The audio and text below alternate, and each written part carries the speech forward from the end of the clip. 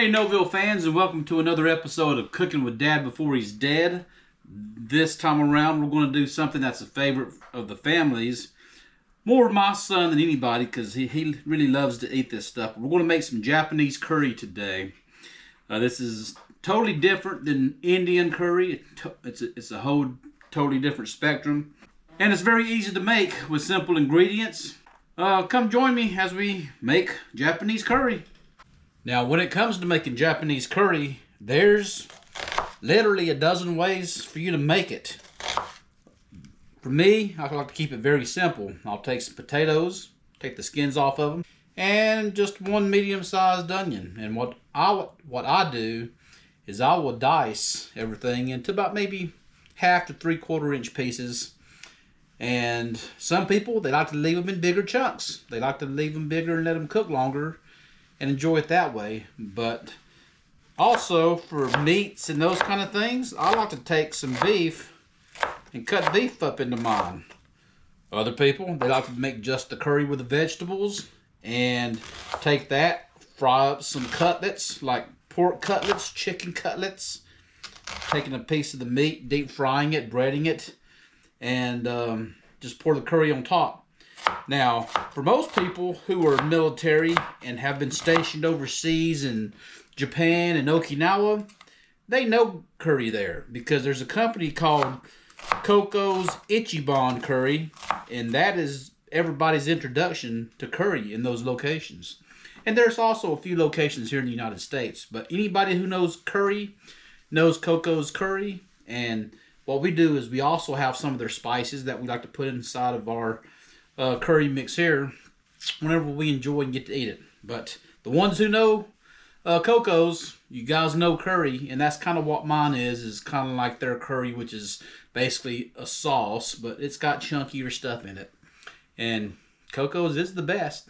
Ichiban, #1. It's good. That's all we're going for. About 1/2 inch dices on the potatoes. If you want them smaller, make them smaller. If you want them bigger, make them bigger. The choice is up to you. With the carrots, I like to go just a little bit smaller. If the potatoes are about maybe 1/2 inch cubes, my carrots will be about 1/4 inch cubes. That's just because carrots are more denser than potatoes. It'll take them longer to cook if they're the same size. With that, they'll cook roughly the same speed. Now, when it comes to the meat, like I said, you can use whatever you want to use. I like to just take beef, and this is bottom round. It doesn't have to be a very expensive cut. Bottom round is pretty cheap around here, and when you cook it enough in the curry mix, it's soft, tender, but you can use whatever you want. Do it however you want to do it. Like I said, some people like to fry cutlets up and pour the sauce over it, but for me, if I just cube up the beef and cook it with everything, with all the vegetables, it turns out pretty good. So basically, this is versatile in however you want to cook it. There's no wrong way or a right way. It's just however you want to do. But for me, this is how it works. So cubed up beef, I'd say about maybe 2 pounds. When it comes to potatoes, I would look at that and say that's probably about maybe 3 cups. 2 cups, 3 cups of potatoes, about 2 cups of carrots, and just a medium-sized onion. That will give you about maybe a cup, a little over a cup, if you want proper measurements. If not, there's directions on the box. You can follow those. I don't follow directions on the box. I'm not a box cooker. All right, now we're here to the fun part. Well, the second fun part. The real fun part is eating it. But now we're going to cook it up. I got a pot. I don't know how big. What do you think? That's an 8-quart pot probably.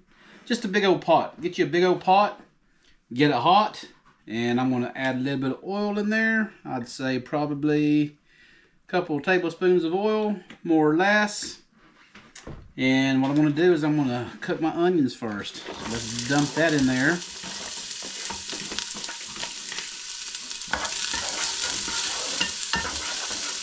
We're going to let these go until they get a little soft. So these onions have been going about a few minutes. They're starting to get a little color to them now. Let's add our beef. What we want to do is brown this down for a few minutes until your beef is brown. And if you're not adding meat to your curry, this is the time where you can start adding your vegetables. But I'm doing meat in mine. We're going to let that go for a spell. Then we'll add the vegetables. The meat now is about maybe 3/4 of the way brown or cooked. It's brown, trust me. But now, at this point, I want to add my vegetables.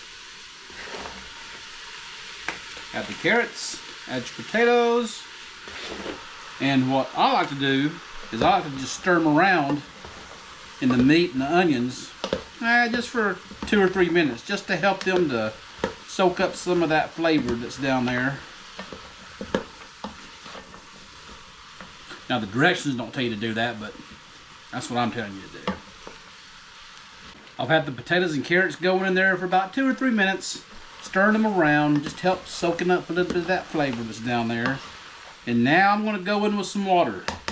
I'm going to start off with probably 5 cups of water first, and then if I need to add some more, I'll add some more. But I want to make sure that I have enough water covering the top of all my stuff inside, and maybe about 1 inch above that. So water is going to vary depending on what size pot you got. So I'm going to need more water. 2 more cups of water going in. And that may be enough. So for my pot and for what I'm doing, 7 cups of water total.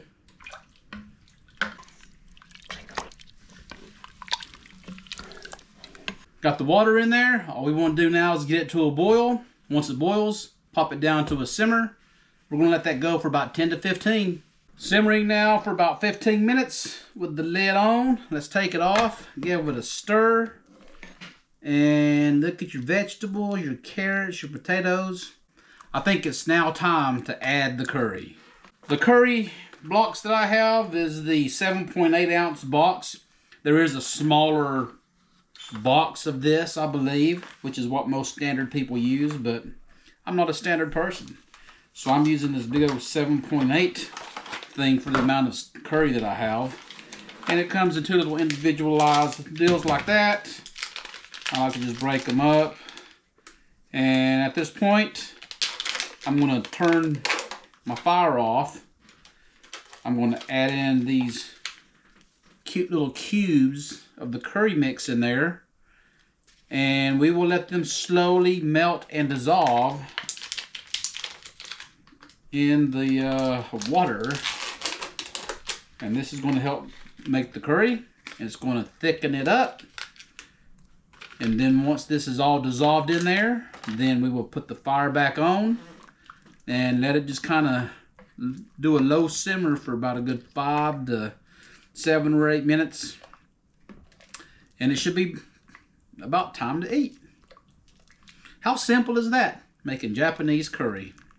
So when I was mentioning Coco's curry earlier, for the ones who know that have been stationed in those Asian places that I mentioned and have had Coco's curry, my go-to was the chicken cutlet curry, double meat, heat level 4 with about 400 grams of rice. And good thing about Coco's is you can be able to tailor it to however you want, your spice level, what kind of different kinds of add-ons that you want, cheese, garlic chips, some spices, and they had this little pickled relish which they call fukujinsuki, and you would add that to it, and it was a nice little tangy relish that was pretty tasty. It had all kinds of weird Japanese stuff in it. I couldn't even tell you half of what it was, but it just tasted pretty good. So now the curry is slowly dissolving as I'm mixing it gingerly. We just want all those curry blocks to dissolve and get incorporated with everything. It's starting to look good. It's starting to look like curry. And it looks a little runny now, but it will tighten up here as that stuff melts and I turn the heat back on and it starts to simmer a little bit more. It'll get a little thicker. Now this Golden Curry brand that I use, even though it says medium hot, it's not hot. I don't even know why it even says that, but they do have a mild version, an extra hot version, and You can find them at pretty much every Asian store you go to, and you can also find them at Walmart. So if you have a Walmart, go to the Asian aisle there and check out, see if they got golden curry there, and you can be able to try this recipe. Alright, so the curry blocks have melted. It's getting a tad thicker. I'm putting my heat back on to a low, to a medium low, and I'm going to let this just kind of simmer and come together for about 5 to 8 minutes probably. And just give it a stir every so often, just to make sure it doesn't stick to the bottom. And we'll be ready to fix a bowl and get ready to eat. So now we have come to the best part, and that is to eat the curry. Now I got a nice little bowl of rice that I had from the rice cooker there. I'm going to put me a couple of good little scoops of this wonderful looking curry here, and a tad bit more. Oh, that looks lovely. Looks lovely. There's our bowl of curry. Doesn't that look delicious? Now what we're going to do is we're going to do the add-ons like I said you can do. First, I have some garlic chips that I dehydrated. I took fresh garlic, sliced it up, put it in the dehydrator, make garlic chips. And just like we do at Coco's curry, I'll take them and I'll crush them up, add them on my curry here. So there's my garlic chips that I got on there. Fantastic. Now, this is the actual spice that you can get from Coco's Curry Ichibanya. And this spice here will give it that taste that everybody who's eating Coco's enjoys. So it takes your regular curry and it actually turns it into Coco's Curry.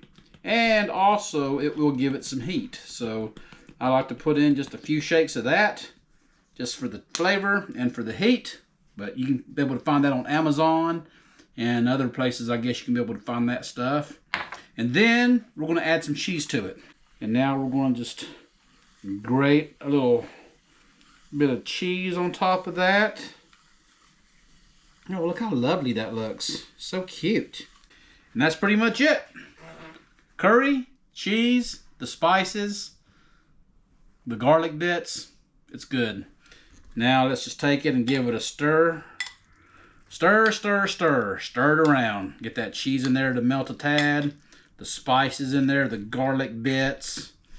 And once again, I don't know why I do this for, but I will taste it while it's piping hot and let you know how it tastes. I'm so going to burn myself again. But here we go. Nice little scoopful with some meat, some veg, some rice, the mix. Cheers.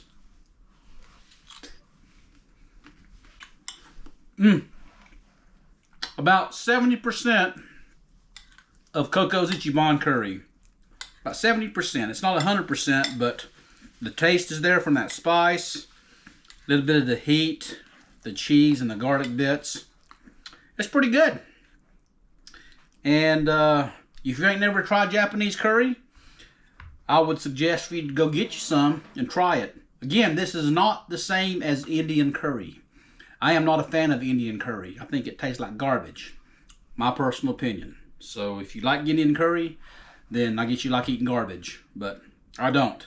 I like eating the Japanese curry. This is better for you. It tastes better, better flavor. So I hope you like my recipe for Japanese curry. Hope you give it a try. And we'll see you next time on Cooking with Dad Before He's Dead. Enjoy.